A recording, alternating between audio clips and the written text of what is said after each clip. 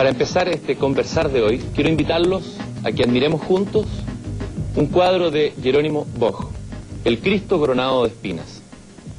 Este cuadro muestra una representación poco tradicional de la coronación de espinas y pinta la escena casi en un plano, con grandes cabezas, y más que un incidente de la pasión, apunta a un sentido universal de lo demoníaco contrastado con el reino de los cielos. Podemos ver a Cristo en el centro, quien expresa una inmensa paciencia y aceptación. Los atormentadores que están alrededor de él, en cambio, no fueron pintados aquí como en otras composiciones de la época, como figuras extraterrenas que agreden directamente, mesando los pelos o hiriendo la carne. Aquí los verdugos de Cristo aparecen como 4 tipos humanos que en la mente medieval representaban una visión total de la humanidad, porque cada uno de estos tipos es como una gran tentación para la espaciosidad y paciencia de la expresión de Cristo. Son 4 estilos de enajenación y pérdida de ecuanimidad interior. Mucho podemos meditar sobre estas 4 tentaciones, pero para nosotros, al comenzar un largo itinerario, el personaje de abajo a la derecha es particularmente relevante. Es este de aquí. Si ustedes se fijan, tiene a Jesús sujeto por el manto, lo afirma contra el suelo, lo retiene y restringe su libertad fijando su perspectiva. Parece estarle diciendo: pero si yo sé, yo ya lo sé. Es la tentación de la certidumbre. Nosotros tendemos a vivir un mundo de certidumbre, de solidez conceptual indisputada, perceptual indisputada, donde nuestras convicciones prueban que las cosas solo son de la manera en que las vemos. Y lo que nos parece cierto pareciera no tener otra alternativa. Es nuestra situación cotidiana, nuestra condición cultural, nuestro modo corriente de ser humanos. Eso escribieron en este libro, hoy ya un clásico, El árbol del conocimiento, Francisco Varela y Humberto Maturana. Y si hay alguien que nos ha invitado a fijarnos en este personaje que dice sí yo sé, si hay alguien que nos ha invitado a salirnos de ese mundo de certidumbre, de solidez perceptual indisputada, y enfrentar a esta tentación de la certidumbre, ha sido Humberto Maturana.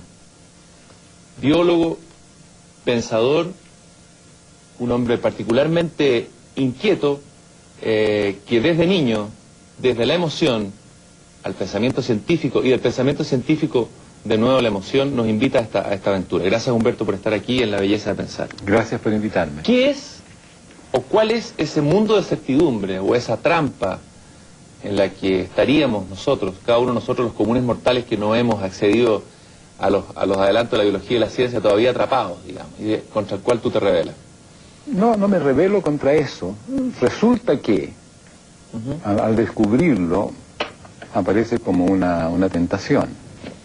Esa interpretación de ese cuadro la concebí yo hace, muchos años, por allá por 1964, cuando hice un experimento de meditación con el propósito de ver si yo notaba alguna diferencia en el operar del sistema nervioso bajo el estado de meditación y el estado cotidiano. Y entre otras cosas, miré este cuadro de Bosch. E inicialmente pensé que la figura que está al lado derecho del cuadro, que es un viejito que le acaricia las manos a Jesús, representaba la sabiduría. Pero poco después me di cuenta que no, que era en realidad una tentación. La tentación de la superficialidad. Era como quien decía a Jesús: no se preocupe, no se comprometa tanto, así llegará viejo como yo. Y fui mirando estas distintas figuras. La que está arriba a la izquierda, que tiene un collar así con púas, eso lo vi como la tentación de la vanidad. Porque le está hablando a Jesús, le está diciendo cómo deben ser las cosas. Oye, Jesús, mire esto, ¿ah? Y la otra, que tiene la mirada así allá, lejos, que está poniendo la corona de espinas, lo vi como la tentación de la envidia. Que lo que está allá es lo que yo quiero, no lo que tengo. Y son enajenaciones, y de allí viene esta interpretación en términos de enajenaciones. Pero la cuarta figura no la entendí en 1963, no la pude entender. Pero me quedé con la pregunta, hasta que por allá, por 1970, un amigo mío me dice que si no practico la meditación, no voy a entender la diferencia entre saber y conocer. Me dice, porque el saber implica certidumbre. Y esa es la cuarta tentación, la tentación de la certidumbre. Porque la certidumbre niega la reflexión. El saber te ancla, porque en tanto sabes, no reflexionas. Y es una tentación cotidiana en nuestro mundo actual, en el cual enfatizamos el saber da poder, a veces hablamos de conocimiento, el conocimiento da poder, pero esa es la emoción desde la cual hablamos con respecto al saber y el conocer. Y no reflexionamos, no soltamos la certidumbre de que aquello que decimos que sabemos es el caso, para mirarlo y ver si los fundamentos que tenemos son adecuados o no. Y eso nos lleva naturalmente, y eso lo podemos ver en la vida cotidiana, a cegueras con respecto a lo que hacemos, a quedarnos apegados en visiones, en proposiciones teóricas. Yo a veces digo, y no quiero ser impertinente, pero a lo mejor soy impertinente de todos modos, que los científicos y los militares no reflexionan sobre su hacer porque cambia el hacer. No es ofensivo, científicos, militares, no, digamos, yo soy científico, ¿no? Porque si tú te preguntas sobre los fundamentos de tu hacer, por supuesto te cambia el hacer. Entonces no puedes reflexionar. Así que el acto de reflexión, de preguntarse, bueno, lo que yo pienso y que es el caso, ¿qué fundamentos tengo para pensarlo? Es un acto de liberación. Ahora, el mismo Cristo, Jesús, el personaje histórico, ¿no habría caído él mismo también en esta misma tentación al afirmar yo soy el camino, la verdad y la vida? ¿Está dentro de la certidumbre o dentro de la sabiduría, el conocimiento del cuerpo? Claro, yo no puedo saber qué fue efectivamente lo que él dijo, porque digamos, los evangelios son relatos de las cosas dichas por Jesús. Pero hay dos situaciones en las cuales uno puede pensar que Jesús no caía en la tentación de la certidumbre. Una es cuando habla del reino de Dios. Y habla del reino de Dios, por ejemplo, dice, el reino de Dios es como una semilla de mostaza que crece, da origen a un árbol donde habitan los pájaros, hay flores, insectos, etcétera, un poco más o menos esa es la imagen. Y ese es un espacio ecológico. El reino de Dios es una mirada reflexiva sobre la existencia humana. Más que una promesa escatológica. Más que una promesa escatológica. Porque hace referencia que en el desapego vas a estar en el reino de Dios. Y el desapego implica una reflexión. Tú no puedes, si no te desapegas, no reflexionas. Y si te desapegas, puedes reflexionar. Aunque no reflexiones, digamos, tienes la libertad que te permite mirar tus circunstancias. Y el otro es cuando se produce una cura milagrosa y él dice, tu fe te salva, no yo. Entonces le entrega al otro una circunstancia en la cual puede mirarse a sí mismo, soltando el apego a lo que fuere, ¿no? A este ser. Lo que pasa es que los seres humanos caemos fácilmente en los apegos. Tú iniciaste esta reflexión, esto fue en la década del 70, ¿no? 60, 1963. 63. Me imagino que era más difícil hacer estos planteamientos en la comunidad científica. Pero muy difícil. Parecía casi un planteamiento esotérico. Hoy es ya una moda. Una locura. ¿Qué pasó en el pensamiento científico de ese año a hoy, digamos? ¿Cuál es el cambio más fundamental? Era una locura porque implicaba justamente soltar la certidumbre, porque esto tiene que ver con la emoción, ¿no? La certidumbre desde la cual los científicos operamos. En total, estamos conociendo la realidad y tenemos el método que nos permite ese conocimiento directo e indirecto. Claro que nos podemos equivocar, pero el método eventualmente nos salva de la equivocación si lo aplicamos adecuadamente. Entonces, la efectividad exige que tú no reflexiones mucho y tienes que hacer experimentos, tienes que ir mostrando cómo son las cosas, en fin, un científico experimental. Entonces, cuando yo cambio la mirada, porque eso es lo que hago, cambio la mirada sobre la comprensión de los fenómenos en dos momentos.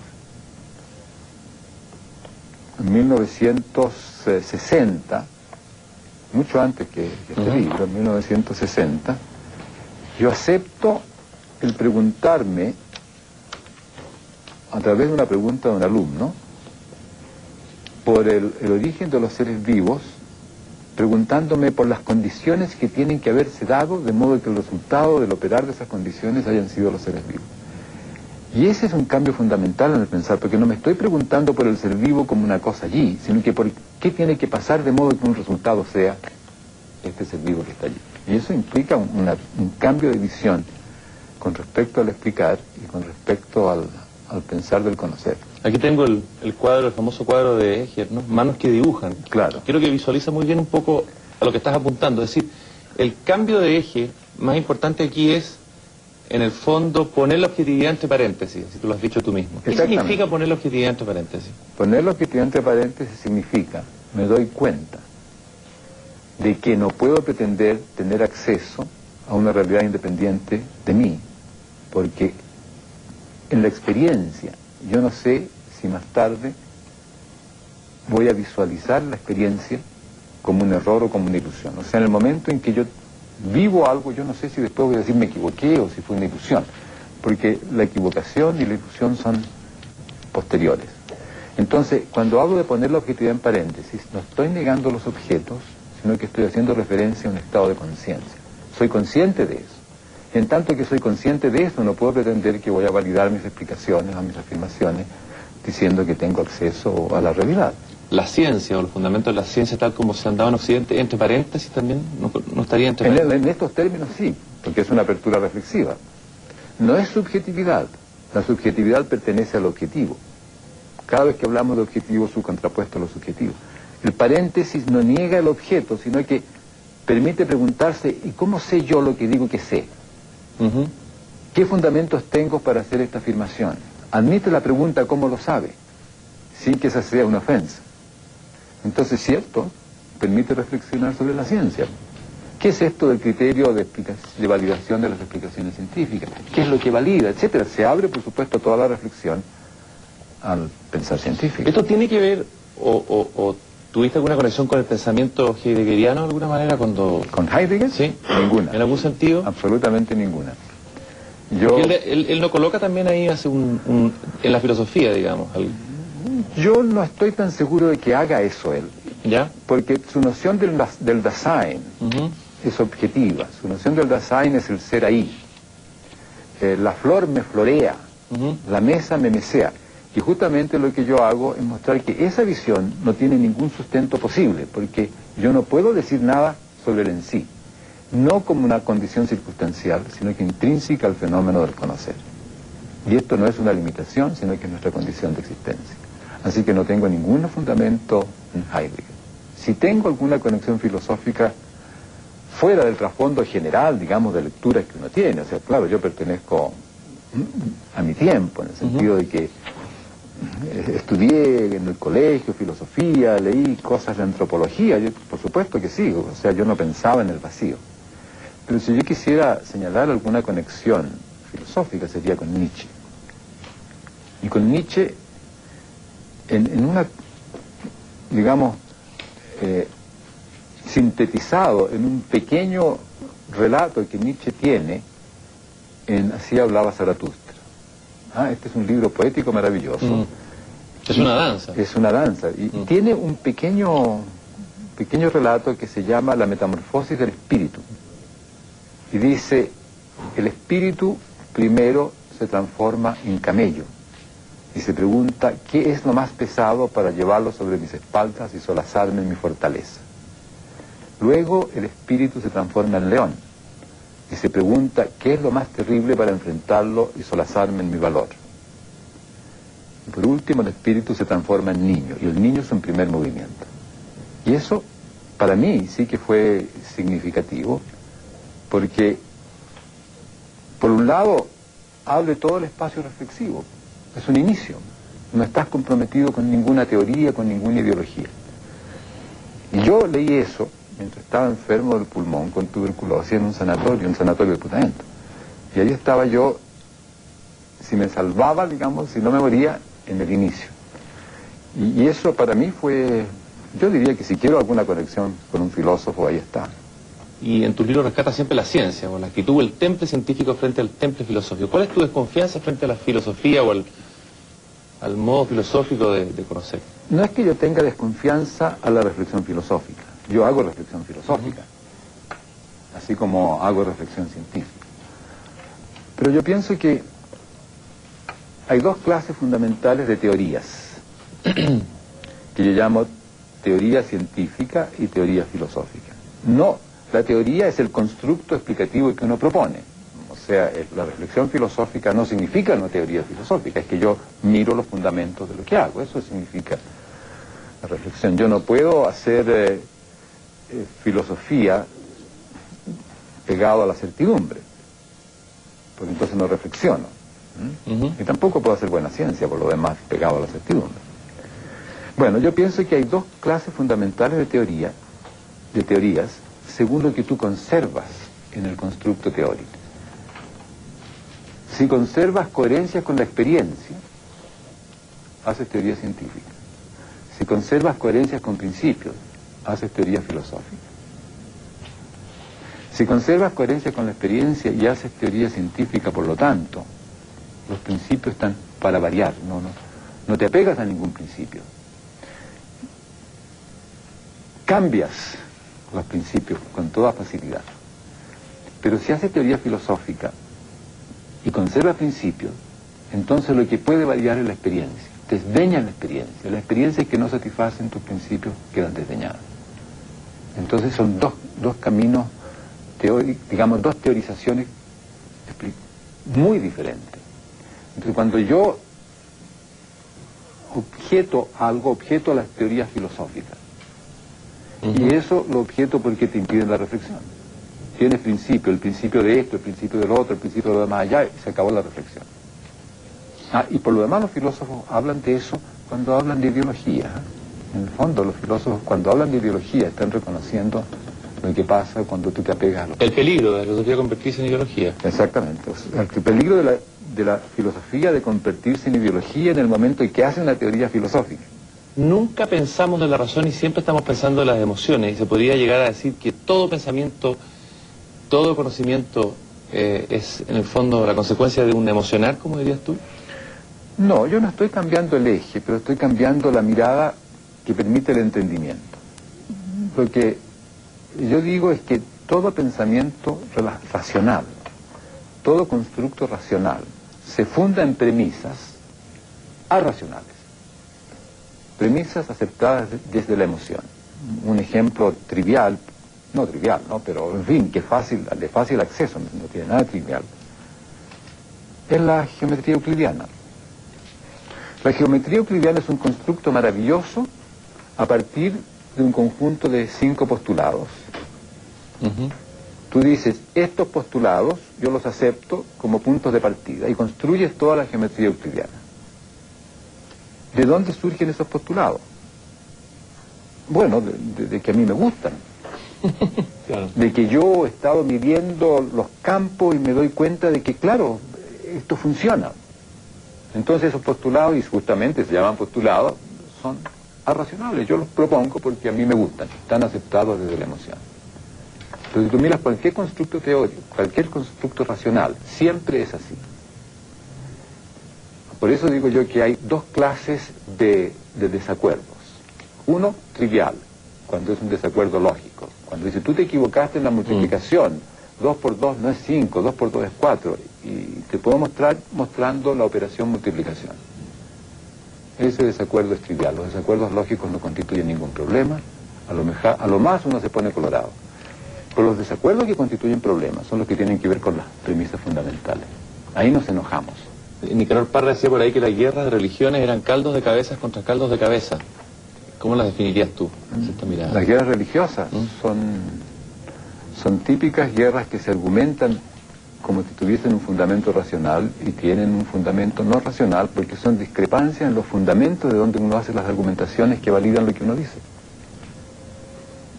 Entonces yo no sé si llamarlos caldos de cabeza, pero son enajenaciones completas. Todas las guerras por lo demás son enajenaciones completas. Porque estas pueden ser guerras religiosas, estas son guerras políticas, estas son guerras que surgen de la ambición. Yo no digo que es la ambición, lo que pasa es que aquí tengo una amenaza y lo que yo quiero, que no digo, es apropiarme del territorio del otro. Entonces yo doy una justificación racional, por ejemplo geopolítica, a algo que queda oculto en la justificación racional, que es mi emoción. Yo digo que los seres humanos somos seres emocionales que usamos la razón para justificar u ocultar nuestras emociones. Entonces yo no estoy desdeñando la razón. Por favor, digo, démonos cuenta, si es un instrumento maravilloso, pero démonos cuenta que nuestra conducta va por el camino de la emoción, no de la razón, porque la razón sirve para justificar la emoción o para negarla. Ahí se cayeron los grandes griegos, los grandes maestros, los que nos acostumbraron un poco al hombre, a definir al hombre como un ser racional. Por favor, ¿cómo voy a decir que se cayó Platón? Aristóteles. O Aristóteles. No, lo que pasa es que ellos están en una cierta época en la cual no tienen cómo reflexionar sobre los fundamentos, porque toda reflexión sobre los fundamentos los lleva a tener que aceptar algo como punto de partida. Lo que ocurre en estos momentos, y lo que pasa con la biología del conocimiento, es que puedo reflexionar sobre los fundamentos. Porque la biología del conocimiento no tiene a priori trascendente. Es operar a partir del operar del ser vivo, y en particular del ser humano. Por eso es que biología del conocer. Entonces no es meramente no es una teoría filosófica. Es una teoría científica que es tan fundamental que tú no puedes tener un fundamento para eso, porque hace referencia efectivamente a las condiciones de constitución del ser humano y de la reflexión. Humberto, si el hombre puede vivir sin certeza, ¿por qué, esta necesidad de construir certidumbres o de buscar certidumbres, desde los ámbitos más cotidianos hasta los sistemas filosóficos, no tendrá también una raíz biológica y es una necesidad humana que da cuenta de algo tremendamente humano también? Yo diría que no es la certeza, bueno, a lo mejor las certezas son humanas, ¿no? Pero no es la certeza lo fundamental, sino que la confianza. Cuando una mariposa sale del capullo, sale en la confianza implícita de que hay flores, de que no hay insecticidas, de que no hay la destrucción de las condiciones de vida, pues sale con una estructura para flores y para cierto tipo de flores según la mariposa, etcétera, etcétera, etcétera. Entonces nace en la confianza. Ahora los seres humanos también nacemos en la confianza. El bebé no nace inerme, no nace desvalido, nace en la confianza de que hay una mamá, un papá, un entorno que lo acoge. Pero lo que nos pasa a los seres humanos es que hemos perdido la confianza. Y como hemos perdido la confianza, queremos control. Y como queremos control, queremos certidumbre. Y como queremos certidumbre, no reflexionamos, no tenemos libertad reflexiva. Este maravilloso don de la libertad reflexiva que surge con lo humano queda negado desde la desconfianza. Porque si operamos en la confianza, la falla es legítima. Y puedo mirar, porque aparece como error. ¿Qué pasa con el bien y el mal? Las nociones de bien y mal son constructos manipulativos de nuestra cultura patriarcal, matriarcal. Toda la historia humana, salvo una excepción que tú citas por ahí, que dices que en el Danubio, miles de años antes de Cristo, en esa zona habría existido una cultura armónica, matrística, pero que duró muy poco. Uno se pregunta, ¿efectivamente es posible, en términos sociales y culturales, una cultura distinta a esta cultura que hemos vivido, digamos? ¿O es toda la historia humana una aberración, digamos? Ciertamente es posible. Ahora, no duró tan poco. Los restos arqueológicos muestran que ese vivir matrístico se extiende de 9.000 años a 4.000 años antes de Cristo. Esos son 5.000 años. Nosotros tenemos esta historia nuestra, de la cual tomamos fecha 2.000 años. O sea, por lo menos uno puede hacer un registro arqueológico de 5.000 años de historia no patriarcal. ¿Podrías describir un poco, brevemente, para los que no han leído, no conocen, en qué consistió y qué pasó en ese momento histórico, digamos? Yo pienso que el trasfondo cultural, en general, que tiene que ver con la historia del origen del humano, no está centrado en las relaciones de dominación y sometimiento. Está centrado en la coparticipación, en el hacer cosas juntos, en la convivencia, en la biología del amor. Ahora, esto no es una fantasía. El amor, si alguien lee lo que yo he escrito, yo digo que el amor es el dominio de las conductas relacionales a través de las cuales el otro, la otra o uno mismo surge como legítimo otro en convivencia con uno. O sea, esto no es la exaltación de un sentimiento, es simplemente la operacionalidad de moverse en el mutuo respeto. No es el amor como una virtud, digamos. No como una virtud. Esto que está pasando entre nosotros ahora ocurre en el amor, porque no estamos compitiendo, no estamos tratando de uno mostrarle al otro que está equivocado, no estamos haciendo no nos estamos manipulando, estamos escuchándonos. Bueno, entonces la historia de la humanidad no es una historia de competencia, no es una historia de agresión desde su origen hasta que surge la cultura patriarcal. Y la cultura patriarcal surge, y es lo que yo pongo ahí en ese libro, Amor y Juego, Fundamentos Olvidados del Humano, en el momento en que por alguna circunstancia particular, contingente, se pierde la confianza en las coherencias del mundo natural. Y desde la pérdida de la confianza se busca el control. Y de la búsqueda del control aparece la negación del otro, aparece la apropiación, etcétera, etcétera. Es un poco, perdón Humberto, ¿es el alejamiento del hombre del mundo natural, de lo natural? Es el alejamiento del ser humano del mundo natural, no a través de la técnica, sino que a través del espíritu, de la psiquis. Yo dejo de sentirme parte de. No tengo confianza de que las flores van a surgir.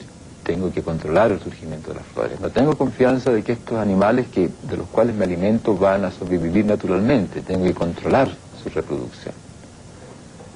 Y en el momento en que eso pasa, pierdo la confianza, hay un cambio psíquico. Se pierde la confianza en todas las dimensiones y aparece el control en todas las dimensiones. Y aparece la apropiación, porque para poder controlar yo tengo que restringir. Y la apropiación consiste en la restricción del acceso de otros a este que yo estoy controlando.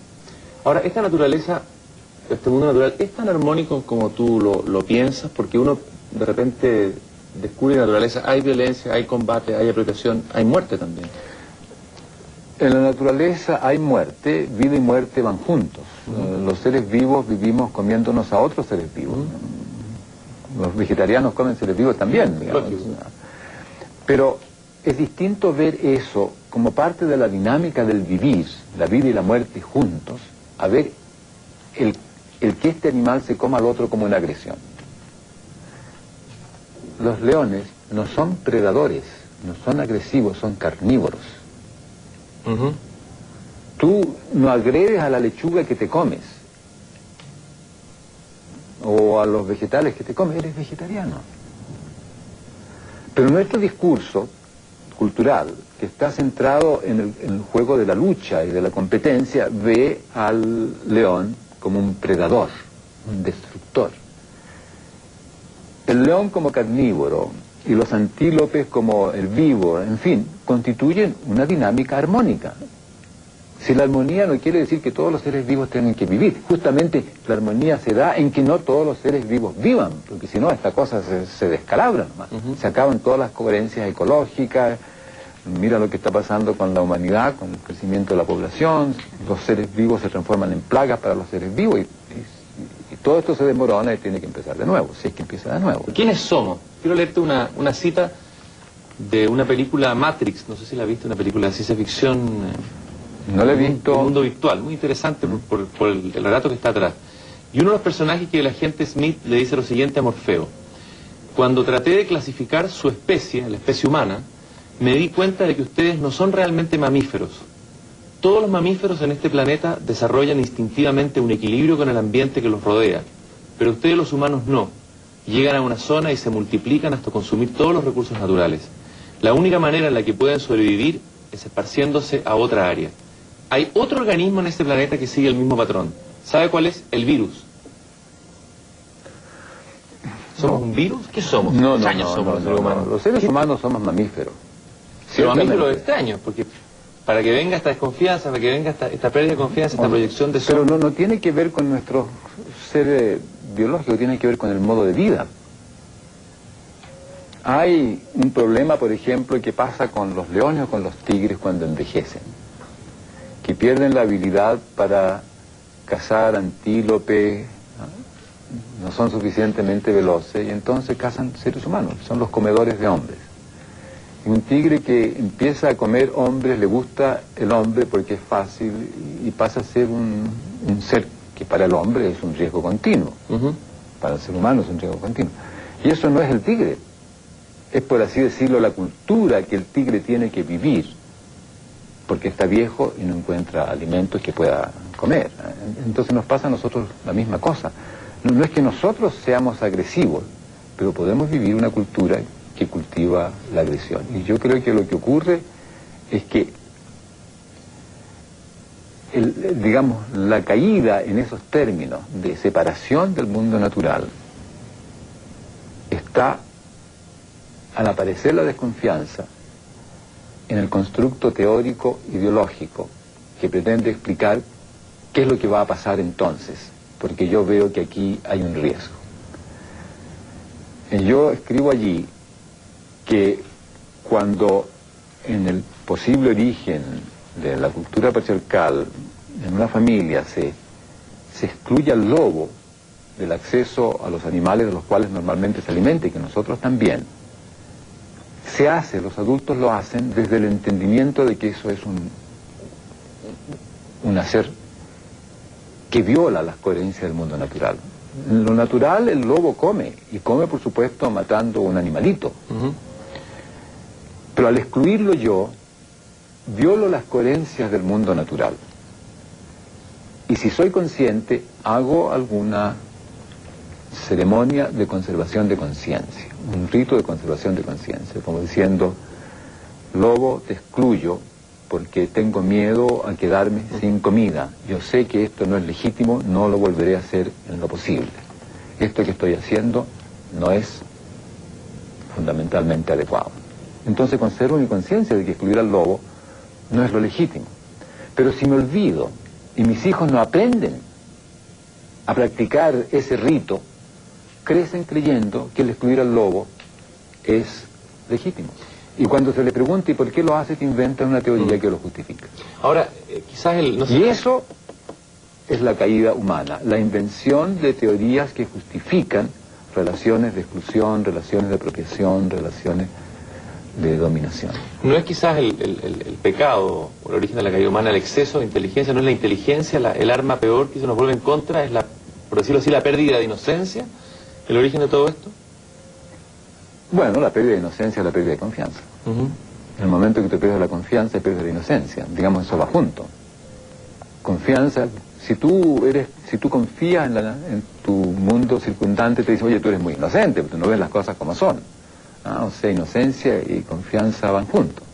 Sí, tiene que ver con la pérdida de la confianza y por lo tanto la pérdida de la inocencia.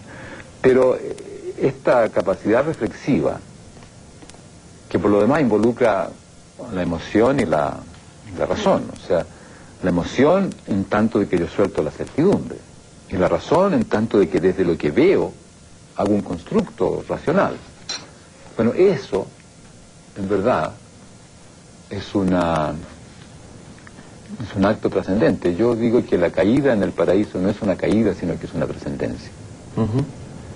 Que el acto de comer la manzana y Eva y convidarle a Adán, dice la Biblia misma, abre sus ojos y se ven desnudos. Aparece la reflexión. El verse desnudo es un acto reflexivo. Y en ese momento hay una trascendencia. Se es como Dios. ¿Somos los occidentales unos seres esquizofrénicos, divididos entre, por un lado, lo matrístico y lo patrístico? Somos unos seres bien curiosos los occidentales, ¿no? Yo creo que sí, efectivamente, digamos, nosotros crecemos en lo que, si tú lo miras y escuchas bien, te das cuenta, cada vez menos, porque hay continua presión para transformar ese espacio de la infancia matrístico en un espacio matriarcal, de control. ¿Dónde se ve eso? Por ejemplo, que los niños tienen que dar examen para entrar al jardín infantil, que los padres empiezan a preocupar de la competencia y tienen que saber competir porque después van a competir. Entonces tienes todo el discurso del ser, de la cultura patriarcal metido o metiéndose en las relaciones de la infancia. Si tú en el colegio le dices al niño, si usted, señora, señor, papá, mamá, lo que ustedes tienen que ser es amorosos con el niño. Sí, pero es que entonces se sube la cabeza, desconfianza. Pero si yo le enseño solamente a colaborar, después van a tener que competir, desconfianza. Eso tiene que ver con la cultura patriarcal. Entonces esta esquizofrenia nuestra, que aparecía en la adolescencia, está siendo empujada a la infancia. Y yo pienso que todo este incremento de la criminalidad juvenil tiene que ver con eso.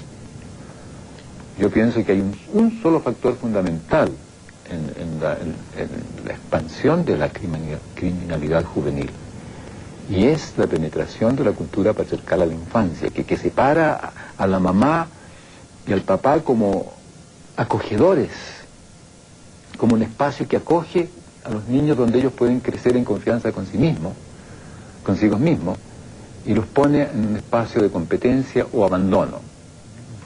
Por ejemplo, esto de que la mujer tenga que trabajar es una ruptura del espacio matrístico de la infancia. Y entonces los niños no solamente crecen abandonados, por así decirlo, de una presencia, sino que de un espacio psíquico. Y lo que ven es todo en lucha. Los papás se gritan, mamá, papá, se pelean en la televisión, agresión, se pelean, y entonces crecen viéndolo todo en términos de agresión y apropiación. El lado oscuro, la sombra, como decía Jung, ha sido escrito por el psicoanálisis, pero ¿no es también una realidad constitutiva, humana, profundamente humana, que está en el inconsciente, que tiene que ver con miedos, con terrores atávicos, con lo oscuro, digamos? ¿Cómo negar lo oscuro? ¿No es peligroso también negar esa dimensión humana? No, por supuesto que no hay que negar nada. El problema es que lo cultivas o lo miras y desde la reflexión escoge otro camino. Si el niño no nace en la agresión, si el chupar la teta de la mamá no es un acto agresivo, se come a la mamá pero no es agresión. En el momento en que yo, mamá, pienso que este ser me está comiendo y que es una agresión, entonces mi relación es esa y me comporto de esa manera. Pero al mismo tiempo yo puedo cultivar la agresión. Por ejemplo, la cultivamos cuando hablamos de competencia. Puedo cultivar la mentira, la cultivamos cuando hablamos de la imagen, como la imagen de Chile. No nos preocupa Chile, nos preocupa la imagen.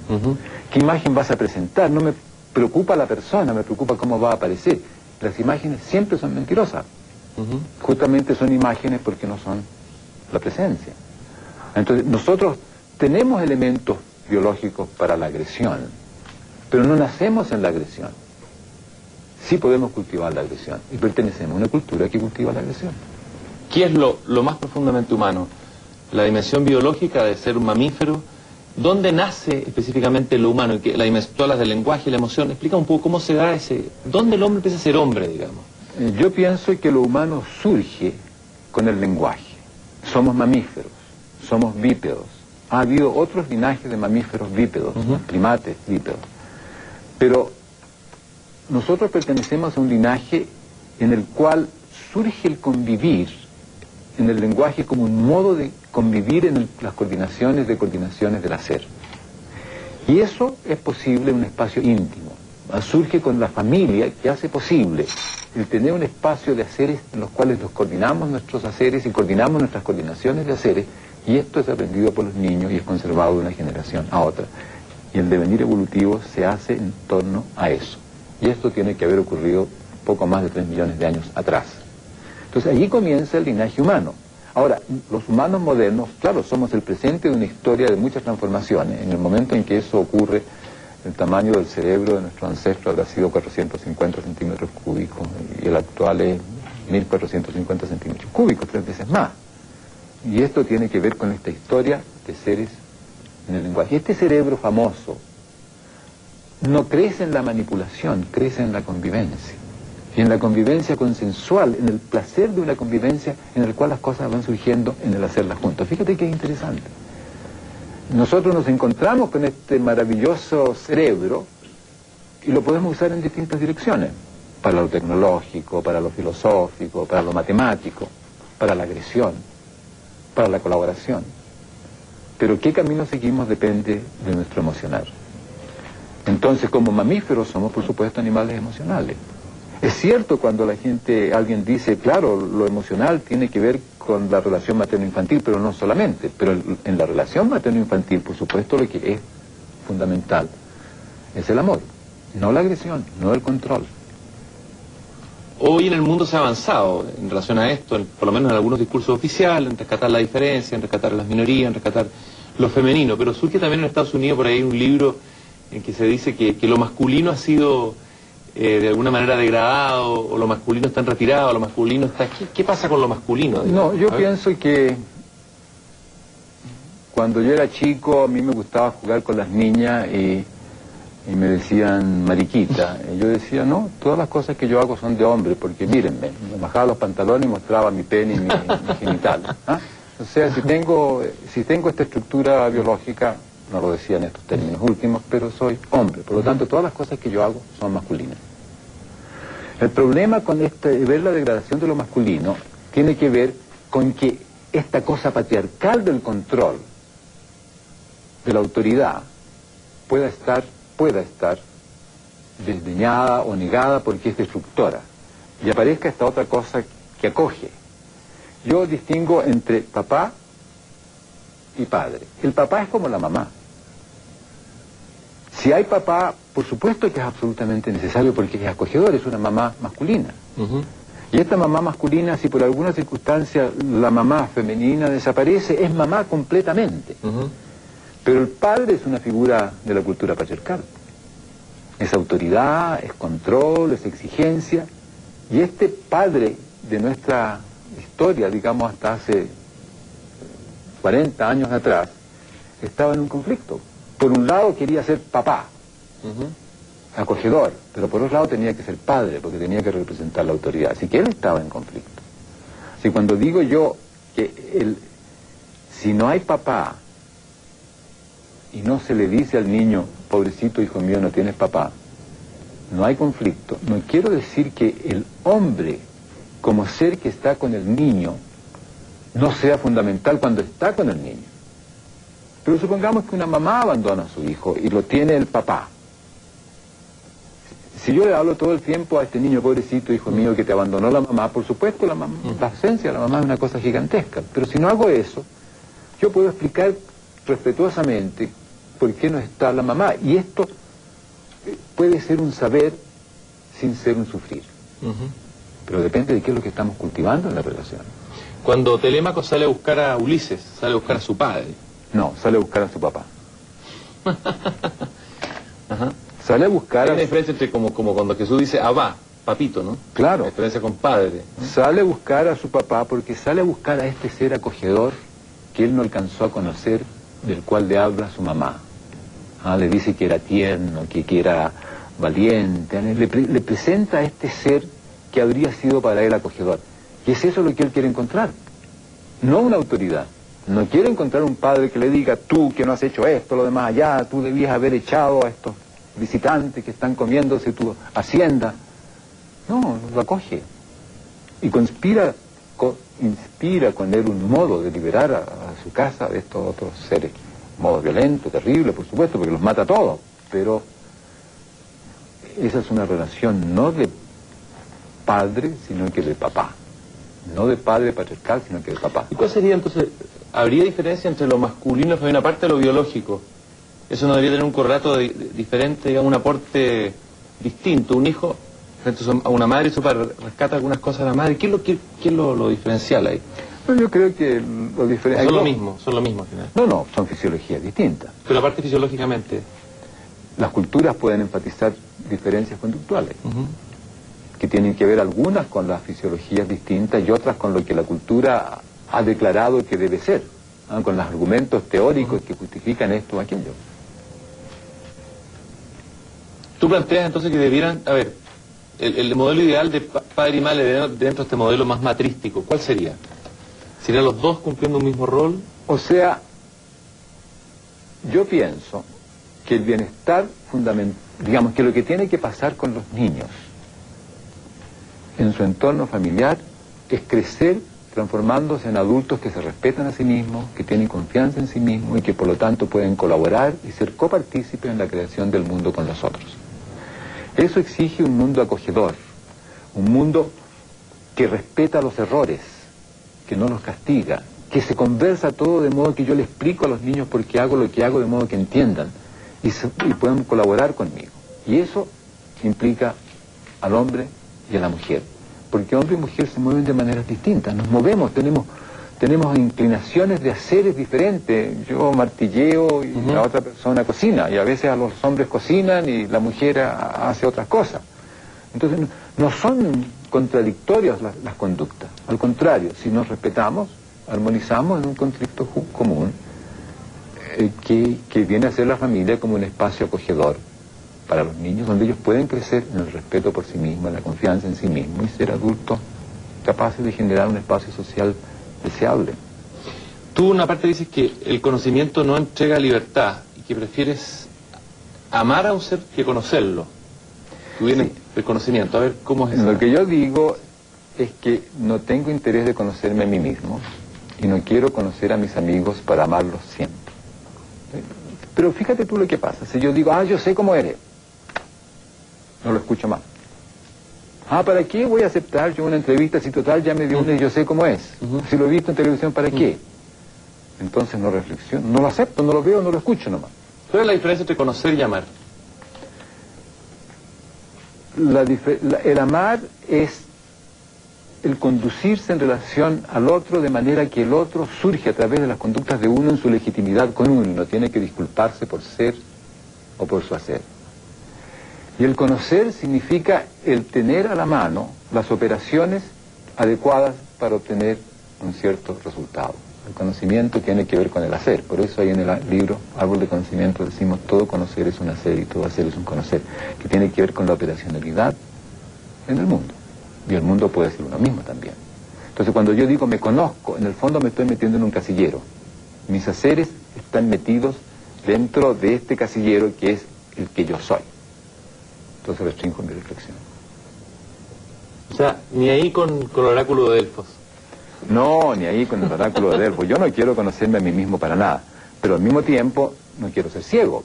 O sea, ¿comprendes? No quiero meterme en un casillero.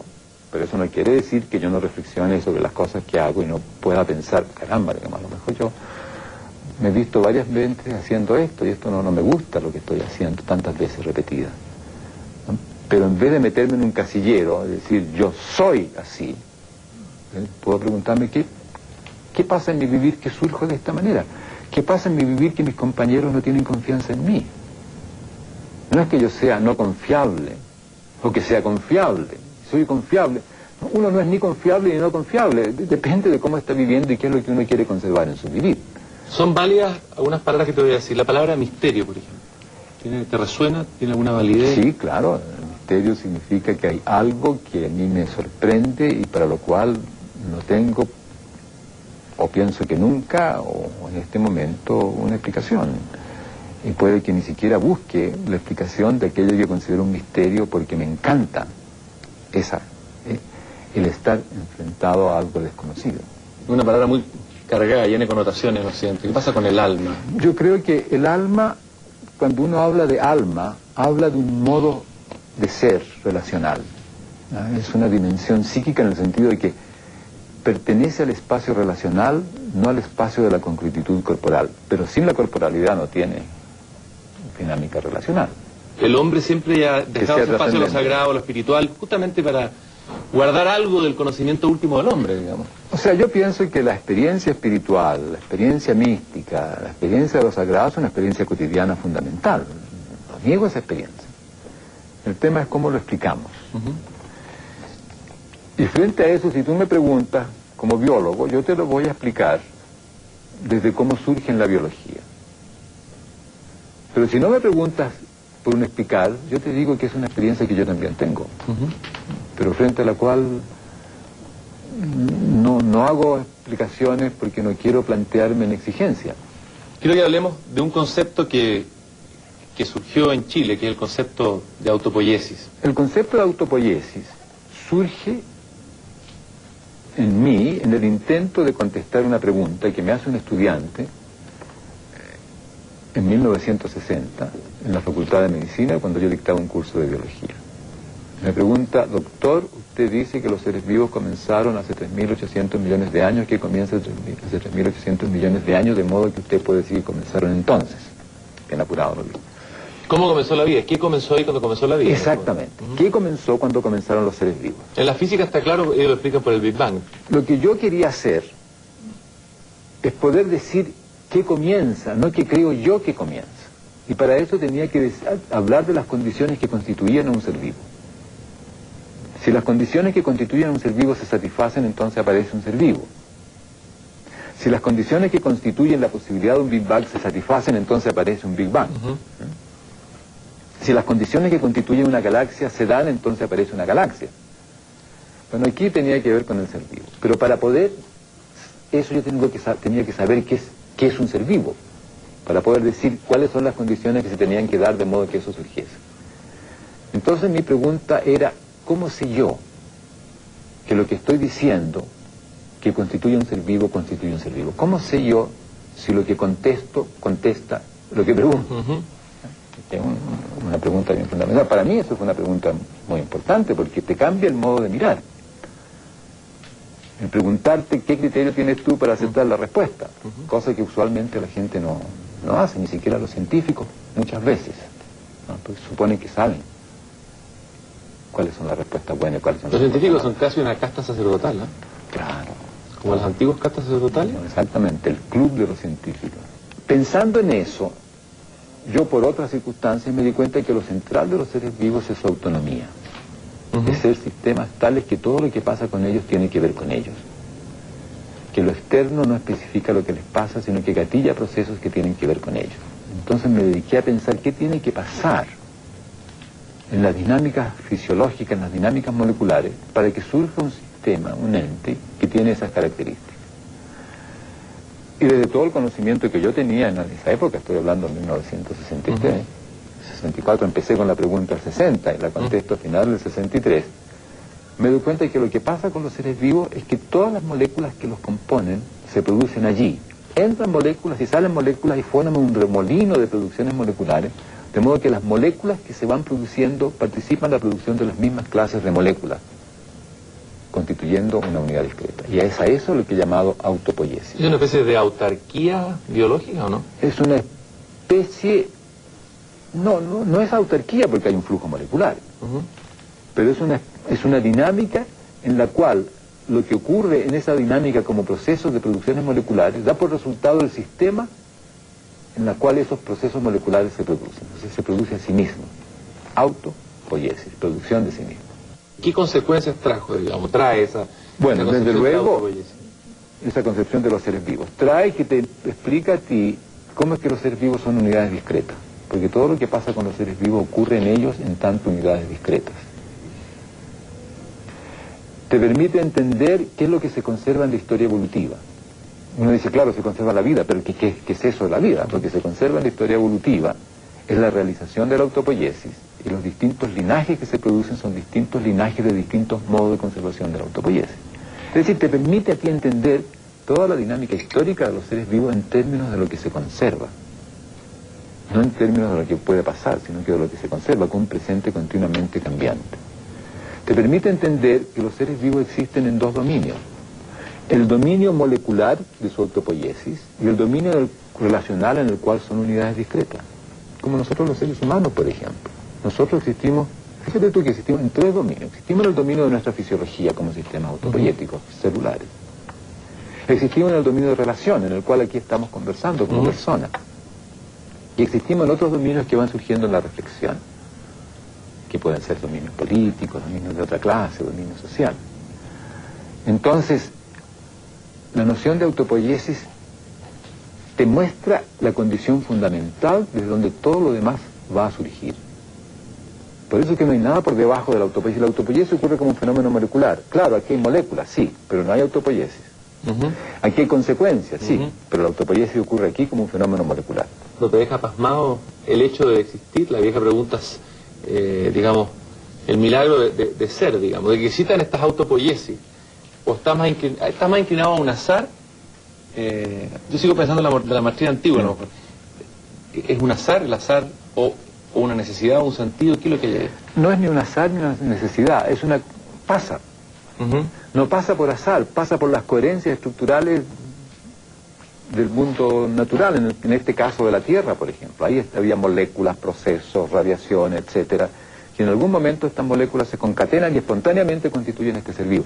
No es por azar, si se dan ciertas condiciones pasa inevitablemente.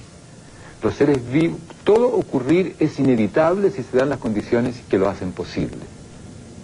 Ahora está la belleza, uno sorprende ante la belleza. Pero la belleza es una cosa, ¿no? Eso es esa capacidad que tenemos de sorprendernos en la belleza, ¿no hay ahí algo ¿Cómo lo explicas tú? A ver, ¿qué has pensado sobre eso? Bueno, sobre lo estético, la belleza. Yo creo que, por supuesto, yo disfruto de la belleza. Yo miro las flores, el atardecer, a las personas, a las mujeres, los niños, los hombres, veo su belleza, los pájaros, en fin, todo, ¿no? Leo algo y un poema y veo su belleza. Ahora, yo pienso que la belleza tiene que ver con el que uno se encuentra en armonía y en bienestar con aquello que contempla. El modo de conocimiento, el lenguaje, digamos, más cercano a eso que tú manifiestas, a un emocional, más que la ciencia, que está por como la madre de todas las batallas, digamos. Sí, yo creo. De conocer verdaderamente. O sea, yo no sé si verdaderamente, pero ciertamente la poesía es un espacio de, no sé si de conocimiento, pero generador de mundo reflexivo. Eso es lo maravilloso de la poesía. El acto poético consiste en mirar las coherencias de este dominio y plasmarlas en este otro. Quisiera terminar, Humberto, al revés, regalándote un poema de Walt Whitman, que me parece que quizás tú me dirás si resume un poco lo que hemos hablado. Walt Whitman dice: me celebro y me canto, y todo cuanto es mío también es tuyo, porque no hay un átomo en mi cuerpo que no te pertenezca. Indolente y ocioso convido mi alma, me dejo estar y miro un tallo de hierba de verano. Mi lengua cada átomo de mi sangre hechos con esta tierra, con este aire. Nacido aquí de padres cuyos padres nacieron aquí lo mismo que sus padres. Yo ahora, a los 37 años de mi edad y con salud perfecta, comienzo y espero no cesar hasta mi muerte. Me aparto de las escuelas y las sectas, las dejo atrás. Me sirvieron, no las olvido. Soy puerto para el bien y para el mal, hablo sin cuidado de riesgos, naturaleza sin freno con elemental energía. Maravilloso. Gracias, Humberto, por haber estado aquí. Gracias a ti por invitarme.